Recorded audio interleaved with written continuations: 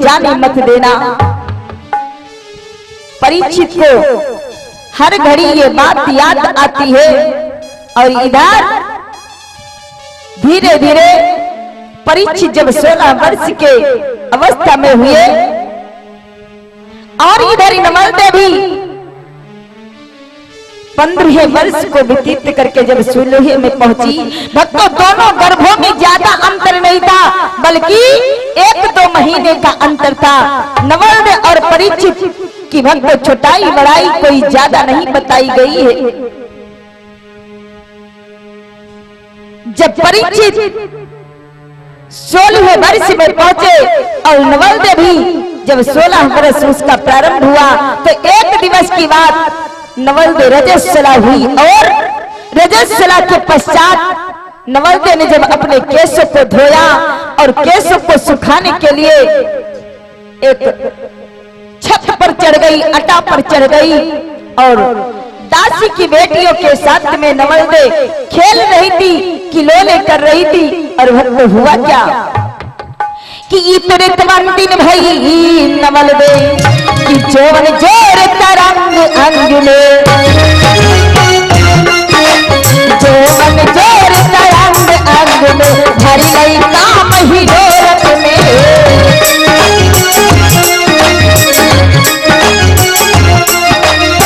इस महल भवरा के ऊपर मेरे प्यार झरे खन में।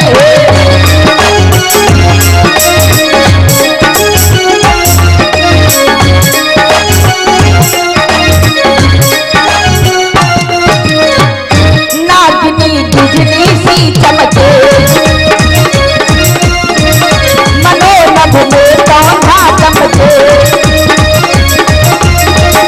रूप लगी रचपति को शरमाए, रचे दिए विधि ने खूब बनाए। सुठाड़ी मान नयन के मारे हसियन चोट चलाई, आज तारी कपट सुखा बताई, आज तारी कपट।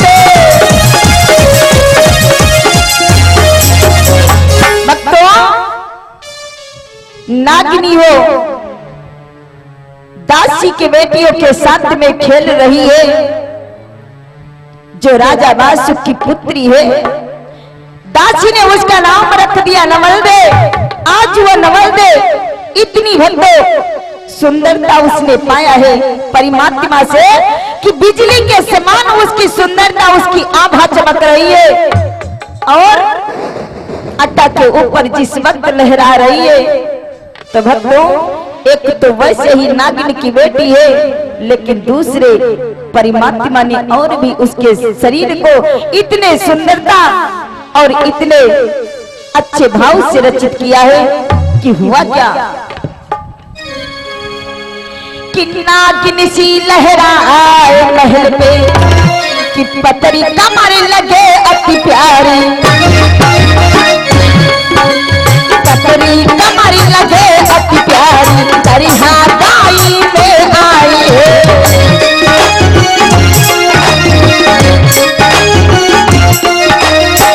कुंजन पर भंवरा गूंजे, रज को अति मन लल जावे।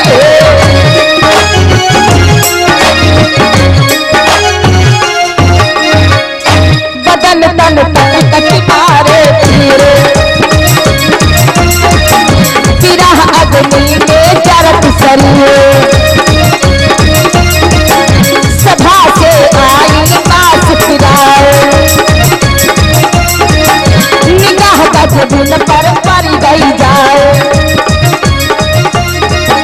स्वरूप देखी आशिक भय पास पे, तन में जस समाए, आज तारी कपट सुता बताए, आज तारी कपट। भक्तों इधर नागिनी नवल अट्टा के ऊपर सखियों के साथ में खिलौने कर रही है, खेल रही है, बालों को सुखा रही है। लेकिन उधर राजा वासुक अपने दरबार से आ रहे थे, अपने राज्य भवन की ओर जा रहे थे। लेकिन भक्तों अकस्मात राजा बासुक की नजर कुछ आकाश मार्ग की ओर उठ गई तो नजर पड़ गई जाकर के उसी अट्टा के ऊपर, जिस अट्टा के ऊपर राजा बासुक की पुत्री नवलदे सखियों के साथ खेल रही है। और बासुक ने जैसे ही नवलदे को देखा तो मन में विचार किया, अरे ये कितनी खूब सुंदर लड़की है, पता नहीं किस दासी की बेटी है, ऐसी लड़की तो आज तक मैंने किसी की नहीं देखा।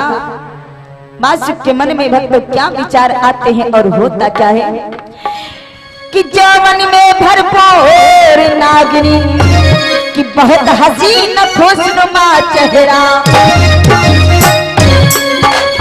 बहुत हसीन खुशनुमा चेहरा, चितमन चित समाये गई है।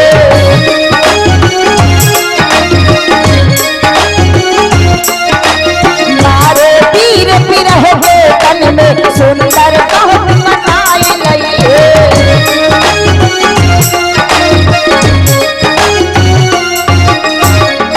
मिटे ताजे बाबे दिलदार,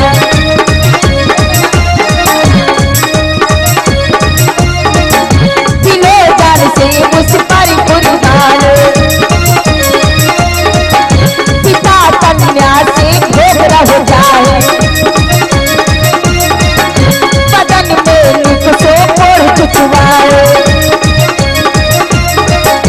सुबह रहे नीव बिगड़ गई काया, दे गई नरक दिखाई, आज करी कपट सुधार बताई, आज करी कपट।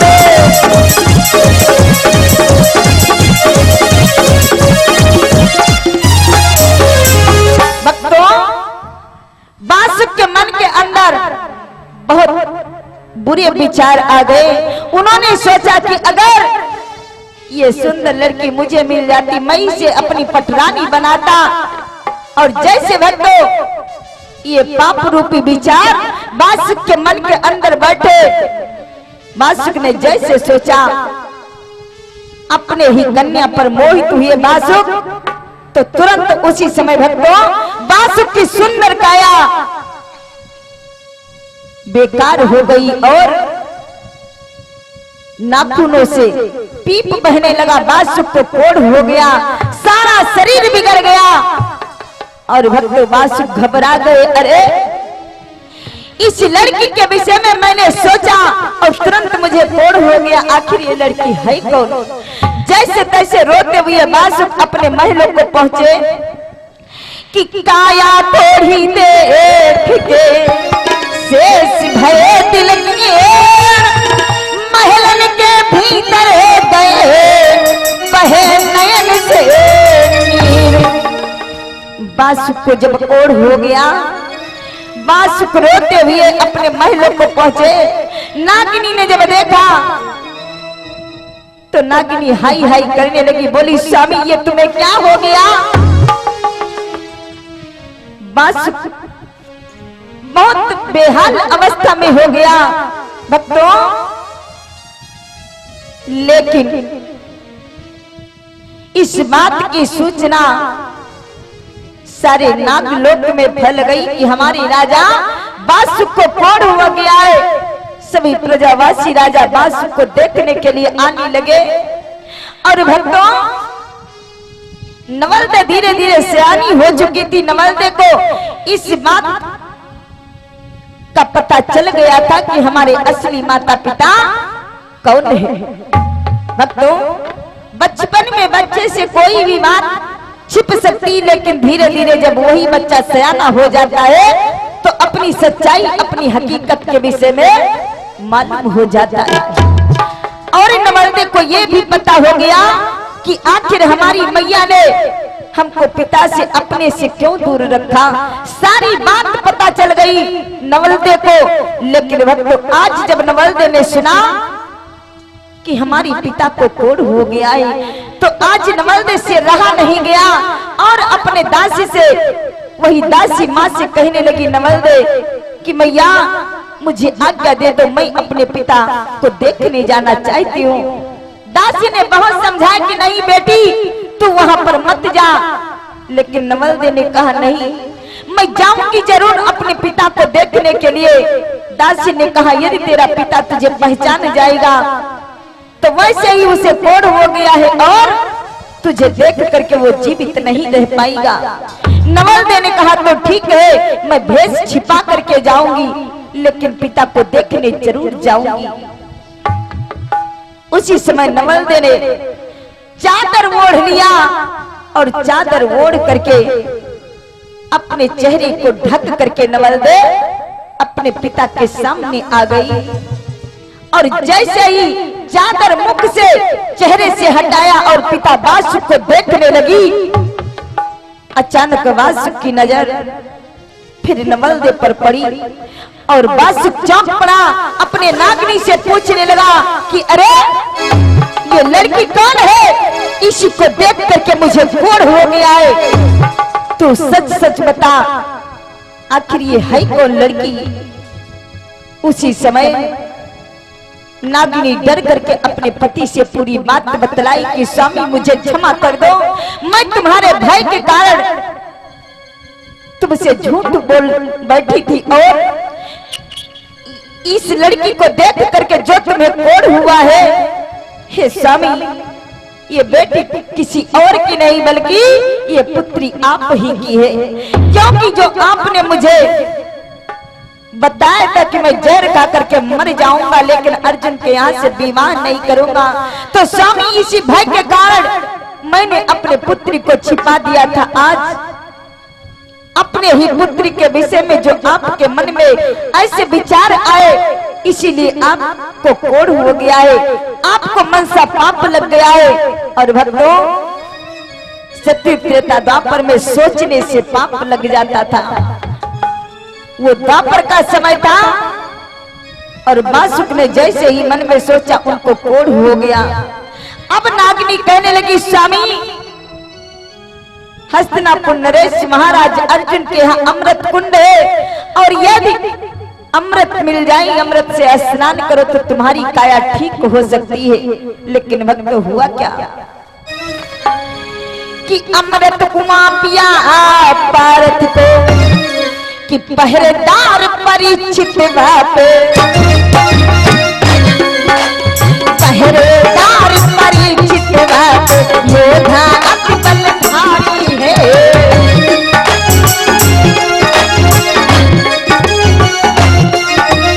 अपरंपार पार नहीं बल को तुझे विद्याधारी है।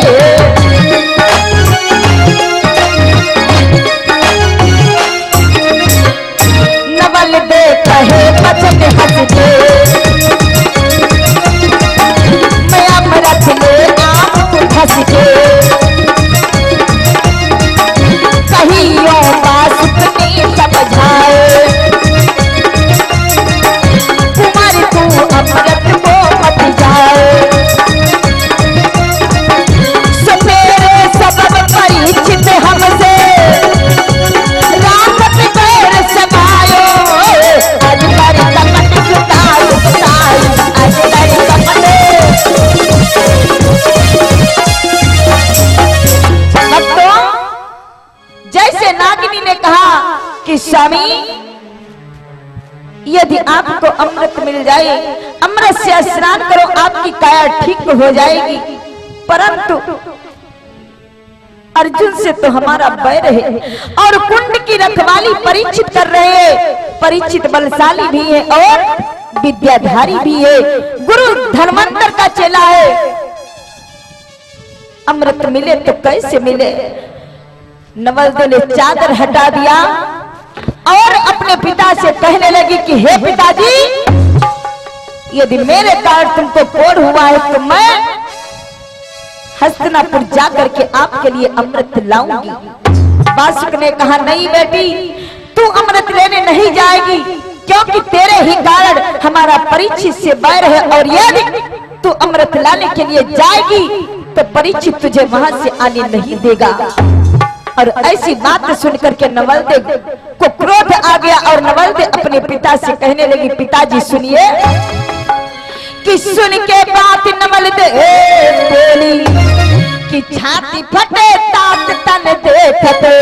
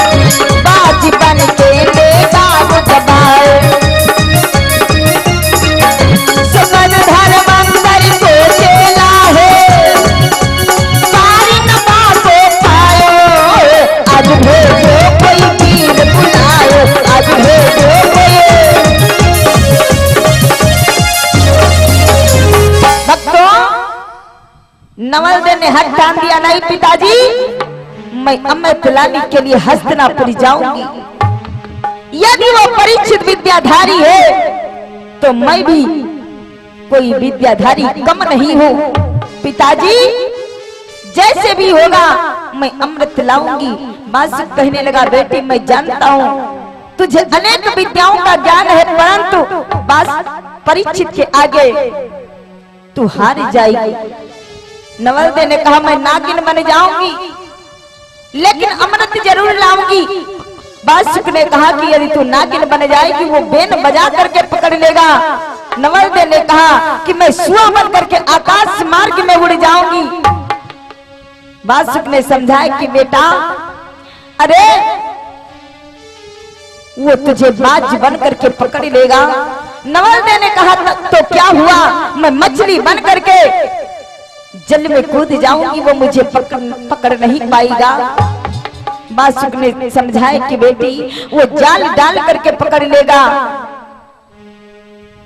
नवल कहने लगी, कुछ भी हो जाए पिताजी मैं जाऊंगी। और सुनिए पिताजी कि ऋषि भाई तुम्हारी उम्र की थोड़ी कि जो मैं कन्या पिता आपकी,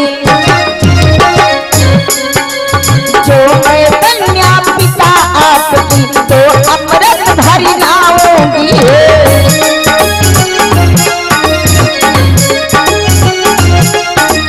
कौन परिचित है वो कितनों बातें हाथ न आऊंगी।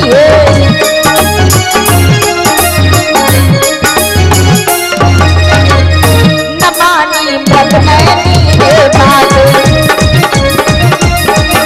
धरा ले लीनो अपने हाथ। चली वो मन में तामस खाए, पहुंच गई अमृत घट पे जाए। सलट के दाम भरा नागिन दे, सहज सहज तुम पाए। आज भेजो कोई वीर बुलाओ, आज भेजो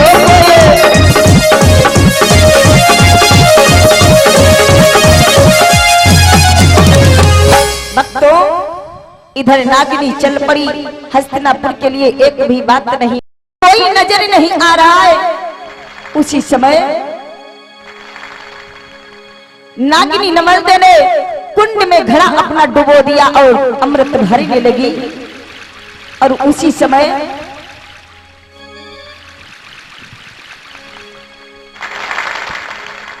और इन भाभी जी के द्वारा फूलों के हार और मुद्राओं के हार के द्वारा हमारा सम्मान इन्होंने बड़े मान प्रेम के साथ हमें किया है। और हमारे कमेटी के सभी भैया लोग जो है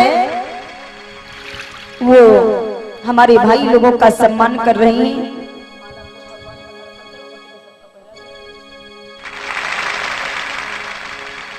तो भक्तों इधर जैसे ही नवल का घड़ा कुंड में डूबा, उसी समय परीक्षित झपट करके आ गए और देखा कि एक कोई सुंदर नारी चुपके से अमृत भर रही है। परीक्षित झपट करके जब आए पूछने लगे, अरे तू कौन है, इस प्रकार से निडर होकर के अमृत भर रही है, आखिर कहां से आई है। परीक्षित के ऐसे बातों को सुनकर के नवल इतना डर गई कि थरथरा के कांपने लगी, कुछ बोल नहीं पाई।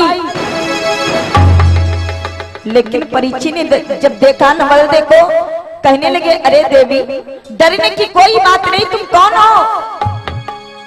परीक्षित ने सोचा, बड़ी खूब सुंदर ये नारी है, मुझे तो लगता है ये हमारे पृथ्वी लोक की नहीं है। परीक्षित कहने लगे, देवी बताओ आखिर तुम कहां से आई हो। परीक्षित क्या पूछने लगे कि अप्सरा किन्नरी स्वर्ग की हो परी। अरे देवी बताओ तो सही, क्या कोई स्वर्ग की अप्सरा हो या कोई गंधर्व लोक से आई हो, आखिर तुम कौन हो। सुनो देवी कि अप्सरा किन्नरी स्वर्ग की हो परी, या कि इंद्राणी हो इंद्र की कामिनी। सच बता दो अरे देवी जी कौनी हो, सच बता दो अरे देवी जी कौनी हो, मन हरण चंद्र बदनी ओ गजगामिनी। सच बता दो अरे देवी जी कौनी हो, मन हरण चंद्र बदनी ओ गजगामिनी।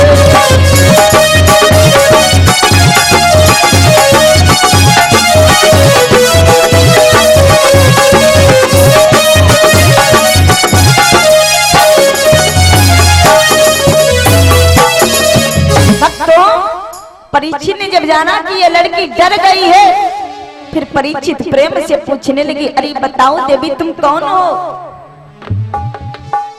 फिर भी नवल नहीं बोल रही तो हुआ क्या कि सुन के वीर परीक्षित आयो, अरे को तू नारी कौन की तिरिया, को तू नारी कौन की तिरिया, कहाँ से गजबिन आई है।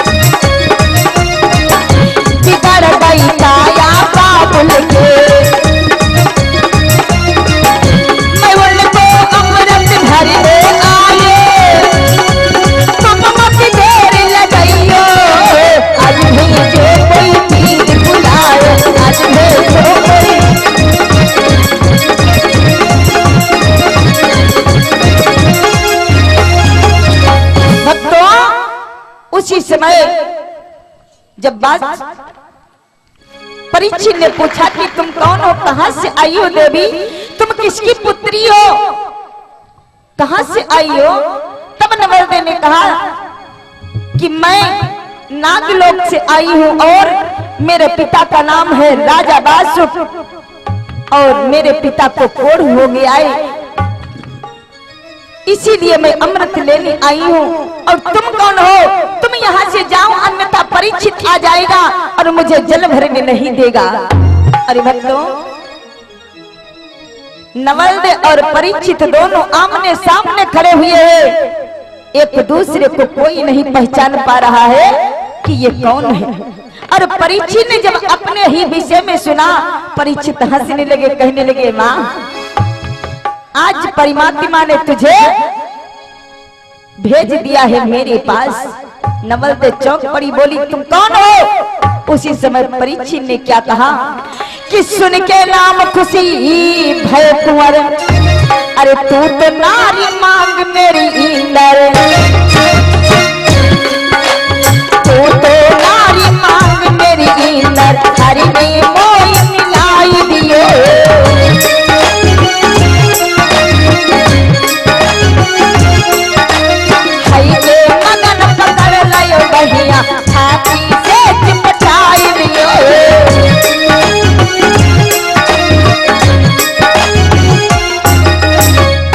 कोई अब जाने नहीं होंगे हमारी यही बलिदानी लोगो, फसल सुनिया नागिन है गए,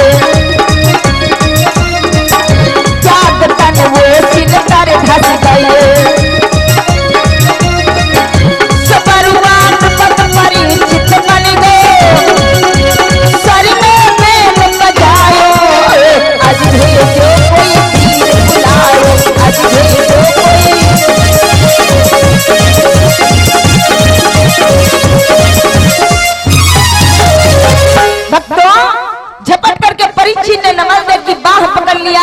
और कहने लगे, अरे तू तो मेरी धर्म पत्नी है और तेरा मेरा विवाह तो गर्भ में ही निर्धारित किया कर दिया गया था, अब मैं तुझे जाने नहीं दूंगा। और जैसे नवल ने ऐसा सुना, नवल डर गई, सोचने लगी यही परीक्षित है उसी समय नवल ने तुरंत अपनी विद्या के द्वारा, अपनी माया के द्वारा अपना भेष बदल लिया और नागनी का भेष धारण करके वो एक पत्थर की शिला के नीचे भक्त पहुंच गई।